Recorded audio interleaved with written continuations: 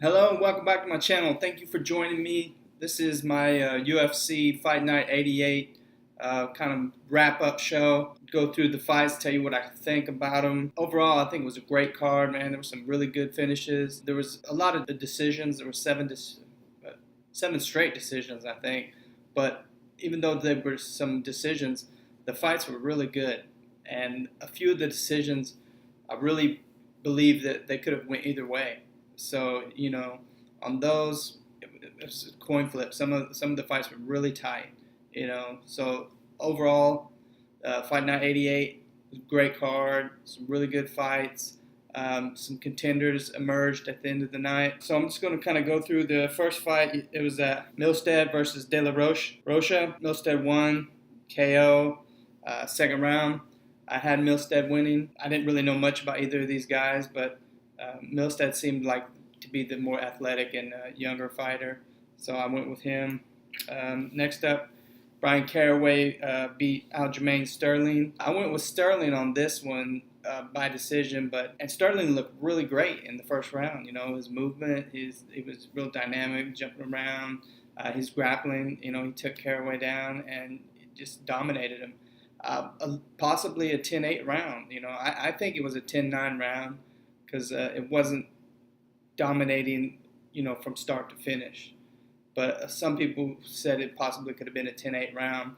And Caraway went on to win rounds 2 and 3, which if the first one was a 10-8 round, it could have been a draw. I had it a 10-9 round, and then Caraway just out-grappled and out-wrestled Aljamain in the final 2 rounds. I thought maybe after the second round, Sterling would make some adjustments and in the third round, but he did not, and it was more of the same by the veteran, savvy veteran Caraway. He got a good win, so kudos to him. I lost that fight. Next up, we had Eric Koch versus Shane Campbell. I took Koch in this, even though Koch has been out for quite some time, and Koch did get the win. I took it. I thought he was gonna get a decision, but he actually won submission second round. Good win for him. Next up, Jake Collier versus Alberto Uda. I thought, Uda was, I think he was undefeated, and so I went with Uda. I thought he was going to keep the streak alive, and I think he won the first round against Collier. I mean, I definitely think he broke Collier's nose with a nice knee. Collier came out in the second round, was very composed, and just took it to Uda, got the finish. And so I got that one wrong. Next up, we had Abel Killa Trujillo versus Jordan Rinaldi. And Rinaldi was a late minute replacement. I forget who Trujillo was supposed to be fighting. So I took Trujillo. I thought he was going to get a finish in the first round, I think, is what I took. But Rinaldi looked really good. He held Trujillo off. And I thought Trujillo was going to gas, but it was actually Rinaldi, in the third round that kind of started to slow down. It might have been all of his output that he was, doing through the first 2 rounds, kind of tired him out, and Trujillo kind of gutted it out and got some late, nice, good strikes in the third round, and I think that's what clinched it for him. And so Trujillo won a decision. So I got that fight right. Next up was Sarah McMahon versus Jessica Ai. I initially was thinking McMahon because of her wrestling. I went with Jessica Ai by decision, so I got that one wrong because Sarah McMahon won by decision. First round, very uneventful. There was very, very few, if any, strikes thrown by either gal. So this fight was lackluster to say the least. It was probably the least exciting fight on the whole card. But I think they just had a lot of respect for each other because I believe they were training partners at one point in time.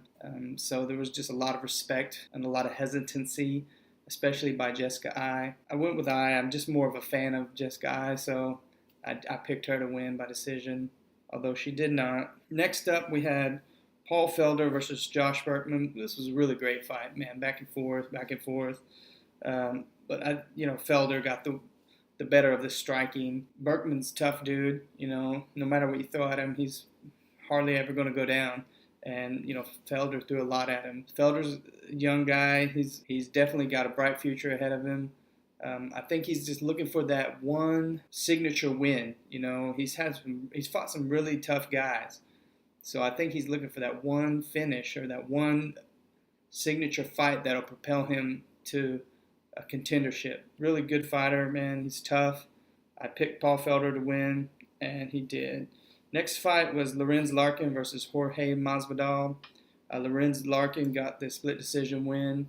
I went with Jorge Masvidal. I really like Jorge.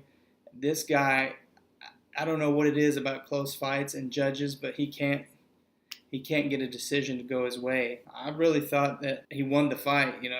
I guess those close fights when you just don't know. It could go either way, and obviously you're going to think that the guy you picked or rooting for is going to win the fight. So I guess if I was picking Larkin, I would say yeah, he won the fight. But man, it's just so tough. In MMA, you don't think either guy really lost because they both were looked really good. And then it comes down to the judges, and some of these judges, I don't know what they see or what they determines a win for them. So that's tough, that especially for Masvidal, when the guy's fought some really tough guys and had some really key decisions go against him. So I feel for that guy. I got that fight wrong. Next fight up was Chris Camozzi versus Vitor Miranda. Man, this one I got derailed, because of the hype train. Vitor Miranda, he's looked good. He's looked strong. He's looked powerful. Even though he's up there in age, he's finished a lot of fights. I fell for the hype is what I mean to say. So I fell for the hype on Vitor Miranda. I thought he was going to be able to take out Chris Camozzi. Boy, was I wrong. Chris Camozzi's a tough dude, had a lot of fights, and he's fairly young for having so many fights. And he's fought the best of the best, And so I underestimated Chris Camozzi, and for that's the reason I got a loss on my fantasy league. So next time Chris Camozzi fights, I probably won't pick against him. Vitor Miranda did not look good at all. This guy he's not what I've seen, and he's not what I've read about. He did not look like that dude. He didn't look much like a high caliber fighter at all. There was one point when they were clinching up. He just turned his back standing, gave his back to Chris Camozzi. That's like number one rule. Don't do that. Don't turn your back to your opponent. And when I saw that, I just knew that he didn't want to be in the fight. He was just trying to tough it out just to get out of the fight. I know he wasn't going to try to quit in the middle of the fight, but he didn't want to be there. You turn your back on your opponent in the middle of a fight is a marker that you're not in the fight mentally. Next up, we have Rick Story versus Tarek Seferdine. I went with Rick Story, and Rick Story did get the win by decision, so I got that one right. And the reason I took Rick Story, even though he's been out for over a year, almost close to 2 years, Safadine had an injury on his knee, was this close to pulling out of the fight. And so to me, that made me think that he probably couldn't do a lot of conditioning work or maybe mentally he was worried about his knee. It seemed to be just a cut, like a little laceration on his knee.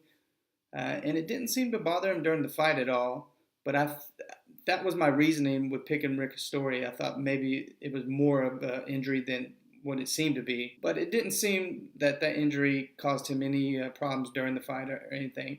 Rick Story was just more aggressive, pushed the pace, was constantly on him, and Safadine just couldn't get any offense going. And Rick Story looked really good, strong. I mean, he's here, man. Rick Story's back.